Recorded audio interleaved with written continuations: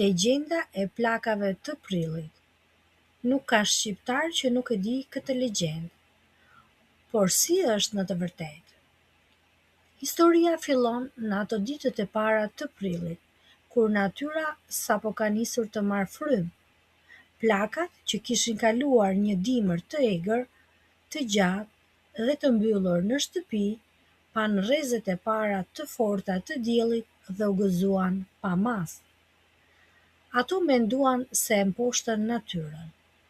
Sipas gojëdhënës, ato dolën bashk në mal me dhentë e tyre, duke kënduar dhe duke qeshur. Sipas gojëdhënës, thuhet se mund të kenë qenë 7 plaka. Disa thonë më pak, por ç'rëndësi ka numri, legjenda është e njëjtë. Plaka më e moshuar u kthye nga mali dhe filloi të bërtas me të madhe. Iku marsi i shëmtuar na la shëndosh e të gëzuar. Dhe plakat filluan të qeshin me ironi, duke menduar se ja hodhën dimrit. Por marsi, që kishte një mëri në vetvete, nuk e duroi dot këtë tallje. Ai nuk kishte më fuqi mbi tokën, ndaj ju lut prillit. Prill, o imvëlla, më jep 3 ditë hua, ti thaj plakat me gjithçka. Prilli, duke dashur t'i bënte nder vëllait më të madh, i dha 3 ditët e para. Në disa zona thuhet se i dha dhe 7, dhe aty ndodhi kiameti. Brenda pak minutash, qielli u bashkua me tokën. Dielli u fsheh prapa reve të zeza si korbi. Një erë e madh filloi të frynte nga veriu, duke sjellë me vete thëllimin e vdekjes.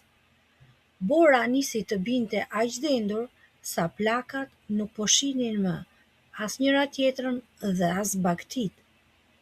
Ato u munduan të gjenin stre nëpër shpella në mal, por i ftohti ishte aq i mpret sa që i këputi në vend. Legjenda thot se ato u ngrin aty ku ishin, duke u kthyer në gur të mbuluar nga dëbora e bardhë.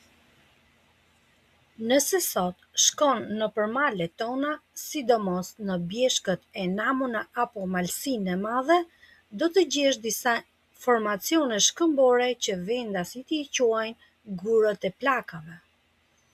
Thuhet se burimet e ujit që rrjedhin pranë këtyre gurëve në pranverë janë lotët e plakave që kërkojnë falje. Kjo legjendë mbetet një kod i pashkruar për çdo shqiptar. Mos u gëzo para kohe dhe mos e sfido natyrën kur ende nuk e njeh forcën e saj. Kjo është arsyeja pse të vjetrit thonë, vi shumë mirë se jemi në ditët e plakave, sepse ai ftohti hua i marsit vjen dhe na viziton çdo vit, dhe legjenda kthehet në realitet në ato ditë. Nëse ju ka pëlqyer kjo histori, mund ta shpërndani me miqtë tuaj. Ju falenderoj për kohën dhe abononi në kanalin ton.